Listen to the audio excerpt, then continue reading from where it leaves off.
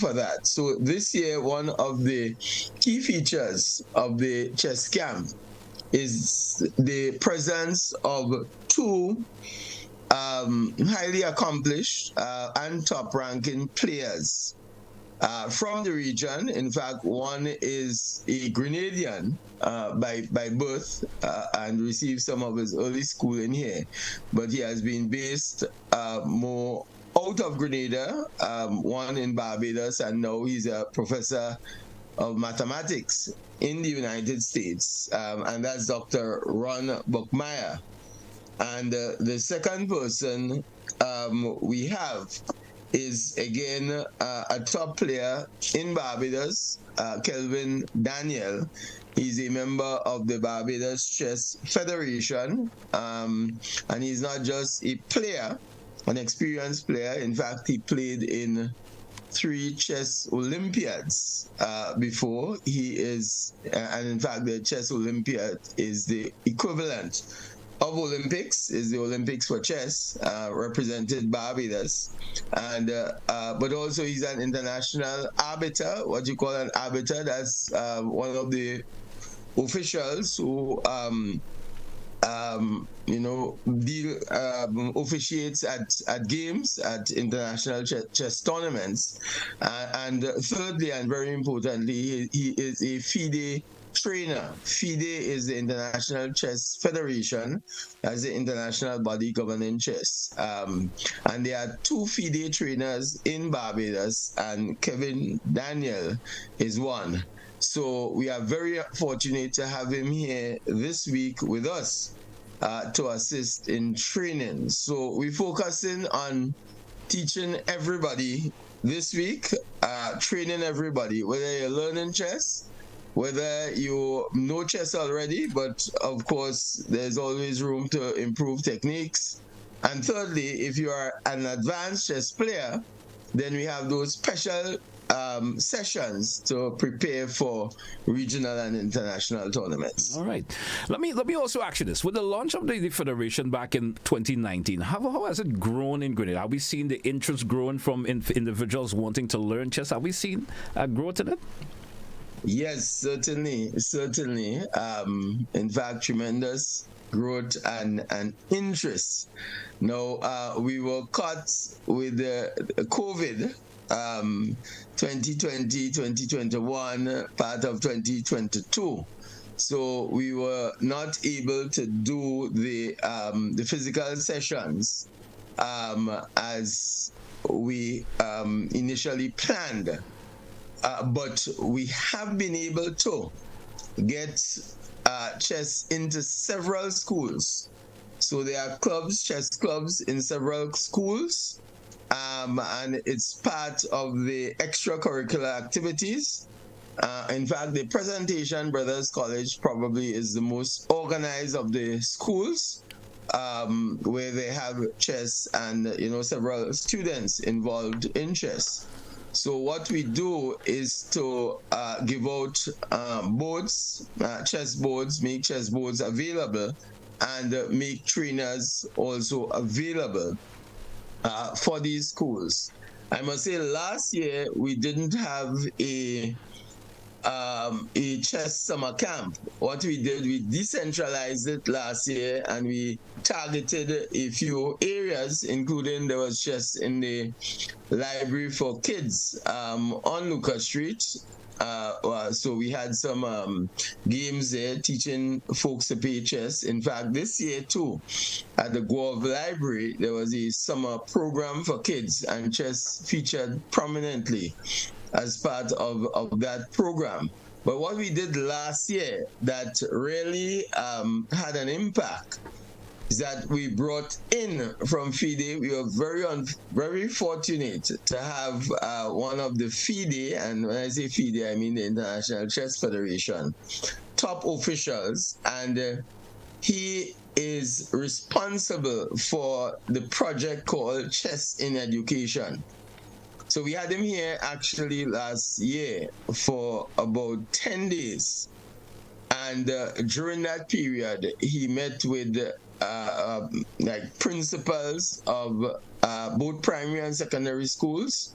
We had a special session in GBSS with principals, and that created an interest. Now, chess in education is an aspect of chess that focuses not really on the competitive side of chess, but how do you utilize chess as a game to assist the educational process. So, for example, how do you use chess to better learn maths, to better learn history, to better learn chemistry, to better learn physics? That is his focus, and he was extremely pleased with the results in Grenada.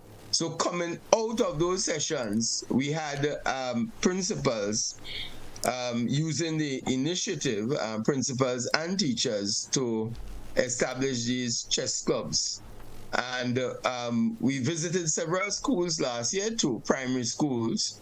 I remember I myself went to the Crucial primary school last year. We had the Springs Primary School and several others. So what we are really doing first and foremost, because we have to take it in stages, is to expose people to chess, let them understand the objective of the game, let them understand the pieces, and get them playing. So, you know, you have a lot of kids who, as the nature of kids, they are very adventurous. They can be very daring, and some have, you know, difficulties and challenges settling down. And that is one of the games. In fact, Leandro Garcia, that's the name of the FIDE official who came in last year. And he has promoted it to in the prisons.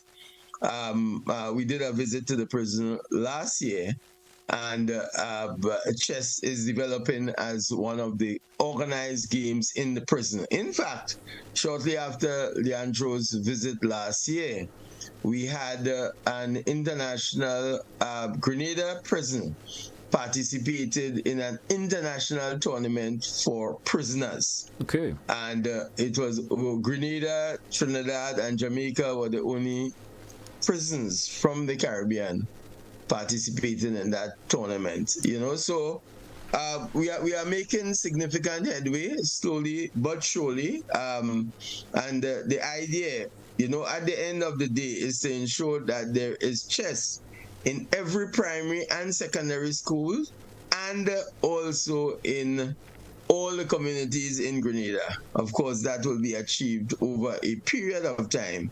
And added to that is that we'll have a strong chess team playing tournaments. No, not just chess for fun, but playing tournaments in the region and internationally. All right. Let me also ask you this, Ruggles. In terms of the feedback that you have been receiving from the camps and so forth, the various schools that have the program running, what has the feedback been like? Yes, well, we have received good feedback. In fact, I'm not down at the auditorium right now, but the feedback, in fact, the auditorium generally is full. So we have that interest. One of my concerns, and I hope that we are able to deal with it in a more organized manner this year, is to be able to capture that interest. Because, you know, the challenge with the organization is to capture that initial passion, that pool of interest, and sustain it in an organized way over a period of time. How can we do that? We can do that through tournaments. So we need to organize. There's actually a tournaments committee. So we need to organize tournaments. And outside, we have great interest in the when we have these special sessions, whether in schools or whether it's a summer camp. What we need to do, and resources is always a challenge, but to be able to convert all of this into very strong chess clubs in schools, and not just playing chess. Yes. But we need an inter-secondary school chess tournament, for example. So we need to move to that level. We have the initial interest there. In fact, when Leandro came last year, I was really pleasantly surprised by the reaction of principals. And some of these principals are not female principals too of schools, and the level of interest they showed in it, even though they did not themselves know much about the game of chess, but they understood that chess can be used as a tool for educational development in the schools. And what we want to ensure is that, it's not a tongue thing. It's not just the schools in tongue, but we want to ensure that in Grenville, in St. Patrick's, in St. Mark's, in St. John's, in St. David's, these outer areas, folks have the opportunity to play chess. Because, there's a perception of chess over the years that is this very difficult game. It's a game for intellectuals, so people know about it. Only certain people play it. And but we want to spread it as a people's game. And out of that, we expect improvements in individual self-discipline, the sense of focus, the powers of concentration. All of these are benefits that ultimately we'll see at some point down the line. All right. Great to hear that. Well, I wish all the best in terms of the success of the camp this year. Any further information you want to share before we take a wrap this morning? Yes, well, just to say it's free. Well, it started today.